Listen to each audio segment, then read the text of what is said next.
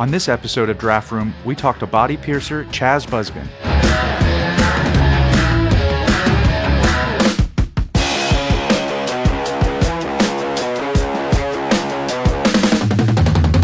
Welcome to another episode of Draft Room. I am Tom. This is a design podcast, and we'll jump right into today.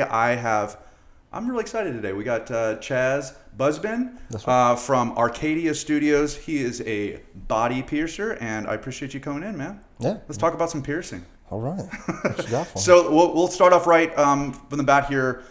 First thing, if somebody is new to the piercing sort of industry here, they're looking to get something done, whether it be ear or nose or whatever, what are some key questions that they should be asking their piercer in order to feel comfortable that they're getting done by a professional and it's not going to be a problem down the line and all the good stuff? So what am I looking for in a piercer in order to be able to go to them and feel comfortable about it? Oh, man, honestly, ask them any question that you can, whatever makes you feel comfortable. As long as they're willing to answer, and hopefully they are, and they make you feel comfortable about it, I think you've got the right one. But some of my favorites are going to honestly be, how long have you been doing it? Are you licensed? Can I see your portfolio? Right. Is this something you like to do? I mean, because obviously if you don't like to do it, you might not want to do it. So make sure you like that kind of stuff. Ask around, not just the piercer themselves, but ask for reviews, your friends. Have you heard of this person? Right. Things like that. So. Yeah. I think what we were kind of discussing a minute ago, like a lot of this is too about personality, right? So you're trying to make them feel comfortable in that situation. Oh, yeah. There's a lot of de-stressing going on. This can be sort of it's not quite as long, obviously, a session of it as a tattoo, but still there's some intimacy going on there, and there's some uncomfortableness, and you got to do a lot of that sort of walking people through that, right? No, you got to keep them calm. I mean, it is tough because they come in and it's very scary. Yeah. I'm putting something through you, a needle. It's not like, oh yeah, let's just go to the park and have some fun today. It is fun, but at the same time, you got to know how to calm people down. Make the whole experience fun if you can. I love helping my clients shop, pick out stuff because that can be stressful off the top of your head. Especially with how many options we have. I mean, it's a lot of people, especially when I first came to Huntsville, didn't even realize you could have this many options and get pierced with them. So when you say options, you're talking about the different type of jewelry then? Jewelry, how you can place that jewelry, what you can do with it. I mean, really, you can do so much. You can add, a lot of people, I just want a ring in my helix. Well, how about a ring and a chain and a little charm thing and then something else coming off of it? What?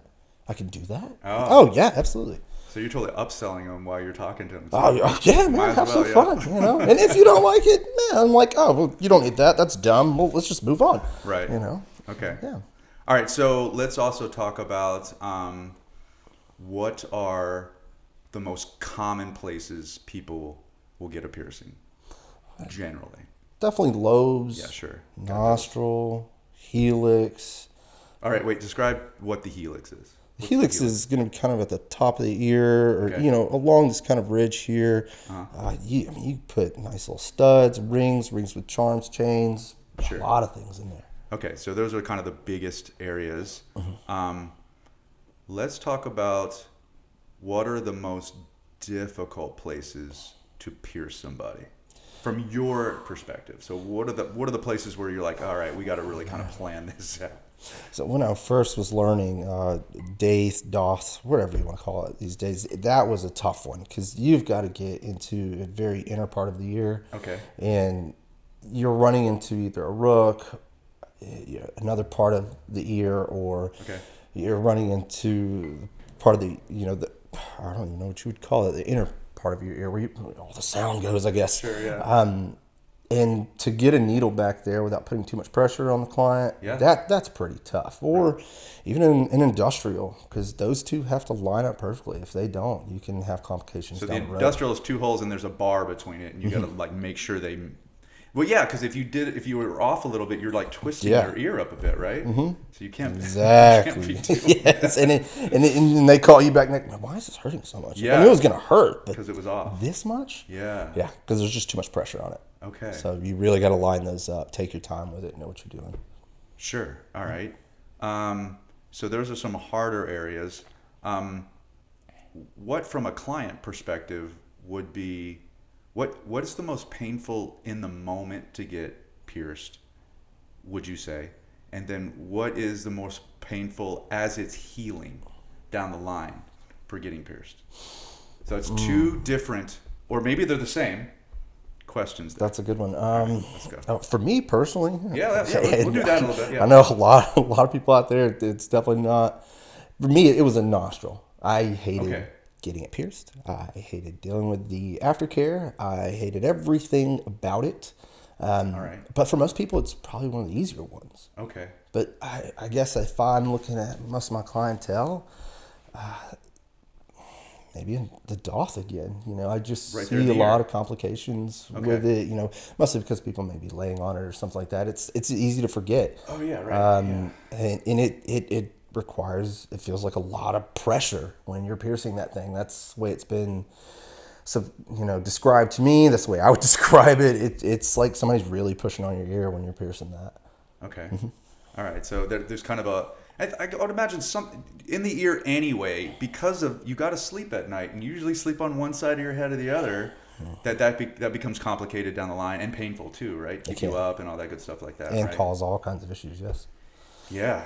All right. And then what I was thinking a second ago is like when you're in the ear too, especially if you're dealing with younger people, they can have small ears, and you're trying to get in there with a big ass needle. I mean, that could be difficult too, right? Oh, absolutely. And do you get kids will ask for that? Like when I say kids, whatever the youngest age, which is like you're saying 6 or 7 is the youngest you'll do at the shop there. 6, 7 is lobes. That's Right. all doing. And they need their parents with them, right? They're just Oh, there's not absolutely. just kids running in from, elementary school and getting pierced. They got to be with their parents if they're Parents below gotta be there. 18. That's right. Is it 18? Yep. Okay. All right. So that becomes more difficult as their ears are smaller and stuff like that, right? I mean, yeah, it could. you're not I don't think getting- I've ever pierced. I've never really thought about it because I've never pierced a kid. I was gonna say, parts of the you ear. got like one of those like I would an industrials for a adult. 7-year-old, right? Yeah, you yeah, know, big that's- ass bar in there. Yeah, exactly. That's stuff. I actually have a conversation with some of the parents that do want that. I'll say, they're still growing. Maybe give Let's them a little wait. time here. Yeah, a little bit of time. I know they're in a band, but chill a little bit. Right? Yeah. Right. All right, I get that. All right. So what are some of the crazier places someone is? I get it. There's other areas that we haven't talked about. Nose, obviously, ears, and there's the facial piercings, but there are other places. We're talking nipples and genitalia, right? So there's difficult places to have these discussions, and also for healing and stuff like that. So what do you think are the most difficult kind of those areas where they're kind of taboo, but people are getting them pierced? Oh man, yeah, definitely genitals. I Yeah, should say. You know, right. I mean, it's nerve wracking for a lot of my clients, especially first time clients with a genital piercing. Do you get more male or female genital piercings? Ooh, depends on where I'm located. Yeah, Like I know. what city? Mm-hmm. Oh, okay. Yeah, absolutely. What's Huntsville? How do Huntsville? I get a lot of males. Categorize Huntsville in a certain area here. What is it, Huntsville? Is it more dudes? More or- dudes. Yeah. More dudes. Way get more pierced? dudes. Yes, absolutely. No kidding. And is it just a single area to get? No, there's multiple genital piercings. I know about the Prince Albert, right? There's a lot. So there's other ones too besides the Prince Albert, right? Just at the front, yeah. the head. You get the ladder, scrotum, Christ. gooch or geesh, however Yeah, you right, like to say it. underneath. Yeah, so many places. I mean, and that's just some of the more popular ones. So Popular. Oh, yeah. And that's what Huntsville's into. seems to be. Seems to be. Way to go, Huntsville. Yeah. All right. There we go. Progressive. We're getting Let's more go. progressive, I Let's think, have fun. right? Oh yeah, I think so. David knows about it.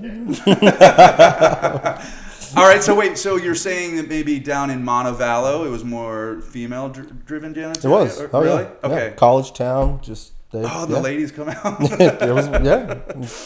All right. It was kind of wild. No Very kidding. interesting. All right, so that's interesting.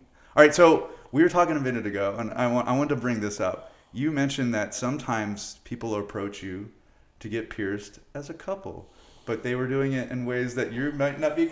Wait, I didn't even think about this. You were saying that you were uncomfortable with it, but are there other piercers not uncomfortable with it and do stuff like that? You know, I honestly have never had that conversation with another piercer. Really? To even know. Oh wait, okay. Well, tell them what you told me a second ago. Oh man, yeah. I mean, I have had a client or a couple ask, if I could do a piercing downstairs while they did stuff together. And I'm like, no, absolutely not. And they were asking to do that at the studio? At the studio. At the studio. As At if the you're going to studio, close like the blinds and kind of let this thing happen? Yeah, and I'm like, no. And so you... This is the kind of business we run. Sorry.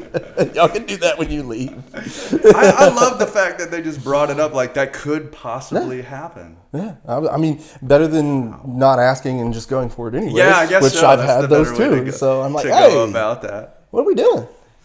All right. Oh my gosh. Man, there's something about... okay, did that happen here in Huntsville or did that happen somewhere else? Oh, no, that happened somewhere else. Somewhere else? Yeah. Huntsville's not there yet. Everybody in we're Huntsville's working actually on it. Give pretty it time. tame. So we'll get to that status level. Nice. All right. What are some other questions here that are good about for piercing? So, what are the ones that are longer to heal? What's the one you got to settle in? This is going to be a bit before this heals. Ooh, what would that be, you think? Industrials all day. Is that just because there's two holes? And there's two things to heal, right? Exactly. I mean, and the more you get pierced, the more your body has to kind of catch up. It can be tough. Right, and especially, again, you were saying if they don't align perfectly, then that puts pressure, and that always complicates things too, right? Exactly. All right. What are some things that people think you should do that you shouldn't do to your piercing after you get pierced? Twisting, turning. See, those are the biggest That's what you one. should do, right? Because you keep on getting that scab from getting too scabbed over, but that's not the case. No, definitely not. Let it chill. Yeah, that causes friction. Leave it the fuck alone. Friction's bad for wounds. You don't want it. Yeah, I guess that makes sense. Yeah. Are they? Do people put like alcohol on them and stuff, and they shouldn't, or that's fine? Or that's starting to die off a little bit finally. Oh, really? Yeah. Okay. I used to get. I think when I first started, a lot of my clients, alcohol and betadine was something that they used to clean their piercings with for the longest time. Now it's saline. Saline's pretty much going to be my favorite. A little soap and water, as long as it's not antibacterial. Okay. Goes a long way. Okay. And then I imagine with all that, good jewelry is a big difference maker too, right? Yeah, You don't want quality. cheap jewelry and stuff like that. And I would imagine Arcadia doesn't give out cheap jewelry, so that's not going to happen. But you have to worry about that. You have to make sure that you're getting good pieces of metal put in you, or that could be an issue, right? Yeah, I mean, because you can have titanium and you can have another piece of titanium. One's going to be a better quality than the other. Really make sure that you do your research and know what metals you're buying, and talk to the companies about them. See if they'll send you some of that information. Okay. Oh, I know what I want to ask. I want to ask about like stretching. Okay. Right. So, like stretching earlobes. So that's just an incremental thing. They'll keep coming back to you over time, and you're putting larger gauges in or smaller gauges. What's the? So you go larger as you. So the numbers, it messes with people a lot. The number goes down as the gauge goes up. Oh crap! Now you asked me. I'm like, how do I think? I have to think about this. So like a 10 gauge is bigger than a 20 gauge is what I mean. Oh, here we go. So so 8 gauge is bigger than a 20. Yeah, almost like for shells in a shotgun. As you go down, they get bigger. You got it. So I got that. All right. I was saying. So do somebody who wants to have that done keep just scheduling and coming back to you, and do you do that, or they can do that themselves? They can do that themselves. Oh, okay. I actually tell them to do that themselves. Oh, they they don't need you to do that. Yeah, okay. And I tell them how and when's the appropriate time to stretch and how long they should wait, and some things that'll help them along the way. Okay. Like massaging the lobes, good exfoliation, cleaning the lobes, Let me get this keep it straight. dry. Too, is the only place you stretch is in your earlobes, or are there other places? Oh, there's plenty of places. Other places you can do it. Yeah. Anywhere you could do it. Almost anywhere you could do it. Most places. Phil, where else can you do it? I'm just kidding. I mean, you could. Like your nostril? You can slowly, yeah. Just keep on getting it larger and larger and larger. Oh yeah. I mean, I've seen some people do it. It's pretty wild. Okay.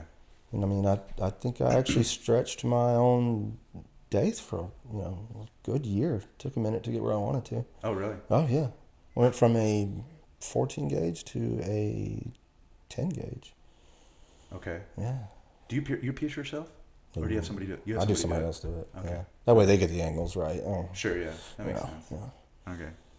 All right. You were saying earlier, there's sometimes you'll deny somebody because of the way their body is or their skin is or something like that. So talk a little bit about when there are cases where you'll just like, hey, this is not going to work. That's anatomy. Navels and industrials are probably the two that I turn away the most. It really is about the shape. If your ear doesn't fold over at the top well enough, I don't have much to pierce. If your navel is in a certain shape, I can't pierce it and it actually hold and stay. You know, I can't tell you how many navels I see come in from other studios, and they did it anyways, and now you just end up with this nasty scar. So, yeah, so I really am careful with navels especially. Okay. You know. So it really depends, like you're saying, on the anatomy and having enough there to do what you need to do and for it's going to heal properly. I mean, there's even some people that are like, I want my third lobes, and I'm like, you don't have enough up there to pierce it. Really? Because of the backside the backside of the ear will run into the lobe itself, and it's really just not there. Okay. That does happen. Huh. All right. What else, man? You got any good stories? Anything that's happened that's worth everybody listening to? Ooh. Everybody's got battle stories. I know tattooers have them. I'm sure piercers have them. You got anything like that? Oh man, you might have to give No me a second names for this one. It's really, I don't want to go too much into detail, Sure. but it's mostly how a client may act with either a genital piercing. It can get a little too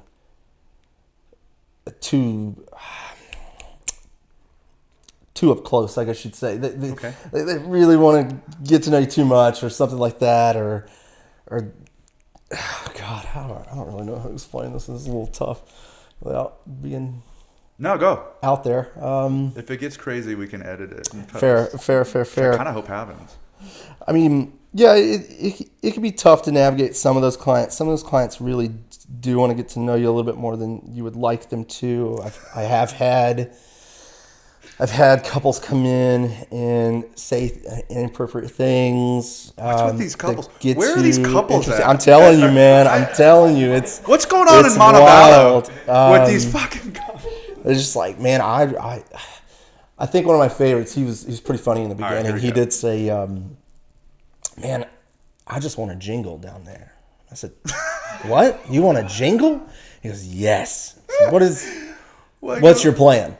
You know, I was like, okay, what are we doing here? This is gonna get wild. He's like, I want from the tip all the way down, right, until you get to my butthole. And I was like, wow.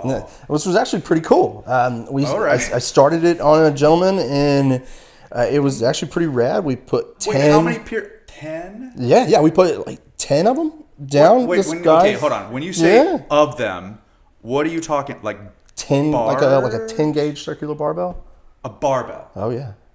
A 10 gauge. That seems large. Oh yeah, it is. It's pretty wild. I love it. You did 10 of them. Mm-hmm. And then another piercer friend of mine finished it up all the way down the scrotum. Did you have to tap out because you were done? And then I moved out of town, so he took over. So I was like, heck yeah.